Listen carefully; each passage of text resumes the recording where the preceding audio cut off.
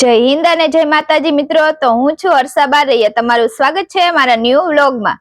તો સવારમાં બધાને ગુડ મોર્નિંગ. કેમ છો? આઈ હોપ કે બધા મજામાં હશો. તો પછી છાણ લઈને હું આવી ગઈ અગાસીએ. તો હોળી નજીક આવી છે તો છાણા થાપવાના છે. તો હું બનાવવા માંડી છાણું થાપી દીધું અને એની ઉપર નાખી દીધા માંડવીના ફોતરા, એટલે મસ્ત મજાનું છાણું બની જાય.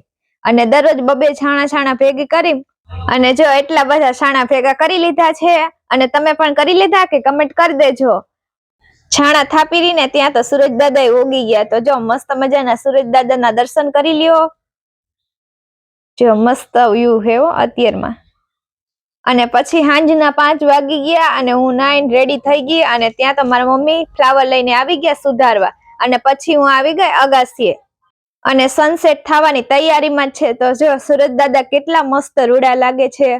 અને પક્ષી બધાય કલરવ કરતા કરતા ઉડે છે. અને અહીંથી જો વાડીનો વ્યૂ પણ એકદમ મસ્ત જ લાગે છે હો. અને આ નજારો જોઈને તો દિલ ગાર્ડન થઈ ગયું. અને તમારે પણ આ નજારો જોવો હોય ને તો ગામડે જવું પડે હો. અને પછી તો જો અહીંયા અગાસી કેટલા મસ્તના થોર ને ફૂલ પણ આવી ગયેલા હતા. અને પછી હું આવી ગઈ ઘરે. તો કાલે આ ફૂલને એક પણ ફૂલ નહોતું.